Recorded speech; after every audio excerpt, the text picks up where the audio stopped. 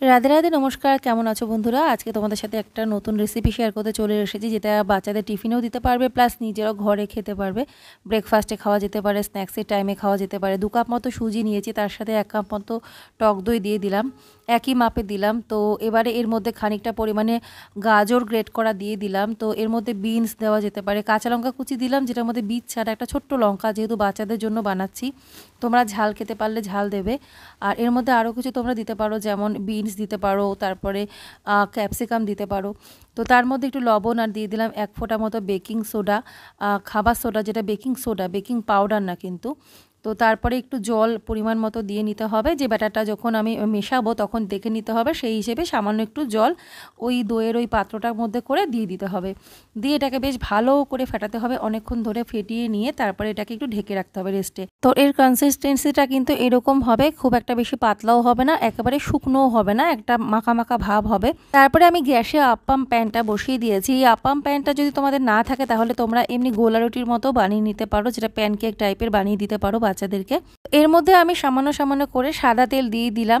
তারপরে এর মধ্যে অল্প অল্প করে ব্যাটার দিয়ে, যেরকমভাবে আমরা পিঠে বানাই দেখবে সেইভাবে কিন্তু দিয়ে দেবো। তো অল্প অল্প করে প্রতিটা প্যানে তেলটা সমানভাবে দিয়েছি। তারপরে এখানে 1 চামচ করে, মানে একটু বেশি বেশি করেই দেবো, এটা একটু বল শেপ টাইপ হবে আর কি। তো খানিকটা করে দিয়ে তারপরে এটাকে ঢেকে রাখবো, ওই 5-6 মিনিট মতো ঢেকে রাখতে হবে। তারপরে কিছুক্ষণ পরে ওটাকে আবার উল্টে দিতে হবে। তো এটা সত্যি কথা বলতে যেমন হেলদি তেমনই টেস্টি কিন্তু। তো আমি যখন ট্রাই করেছিলাম, বাচ্চাদেরকে দিয়েছি, ওরা কিন্তু ভীষণ ভালো খেয়েছে, ইভেন টিফিনে পর্যন্ত ওরা খুব ভালো খেয়েছে। তো সেই জন্যই বলছি যে এইরকমভাবে যদি তোমরা খাবার বানিয়ে বাচ্চাদেরকে দিতে পারো, দেখবে বাচ্চারা অনেকটা অনেকটা হেলদি খাবারটাও পাবে। আর সবসময় অন্যান্য খাবারের জন্য দেখবে তারা বায়না করবে না। বাচ্চাদেরকে সবসময় একটু পাল্টি পাল্টি নানান রকম টিফিন দিতে হয়, যাতে যাতে তাদের টেস্টটা একঘেয়ে না হয়ে যায়, আর সেটা কিন্তু তারা টিফিনটা অনেকটা এনজয় করে খায়। তো এখানে কিন্তু দেখো একদিকটা হয়ে গেছে, আরেক দিকটা আমি এরকম চেপে চেপে উল্টে দিচ্ছি। আর এখন যেহেতু আমার বাচ্চাদের নতুন সেশন শুরু হয়েছে, মানে নতুন ক্লাসে ওঠার পরে এখন ক্লাস হচ্ছে, তো প্রপার ফুল স্কুলটা হচ্ছে না, হালকা টিফিন নিতে বলা হয়েছে। এমনিতে যেমন ওদের 2টো লাঞ্চ বক্স নিতে হয়, সেরকম এখন আর সেটা নিতে হচ্ছে না। এখন শুধু একটা লাঞ্চ বক্সেই হালকা টিফিন নিয়ে যেতে বলছে।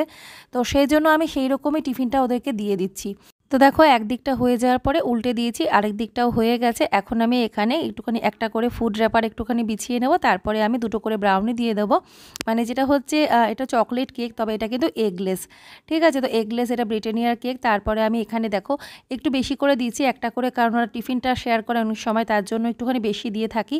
যেমন মিষ্টুর কেকটাও আমি একটা বেশি দিয়েছি, কারণ ও টিফিন শেয়ার করে। আর গোপালের এখন টিফিন শেয়ার করা বয়স হয়নি। তো ভিডিওটা এই পর্যন্ত, কেমন লাগলো অবশ্যই জানিও। Tata, bye bye, Radhe Radhe.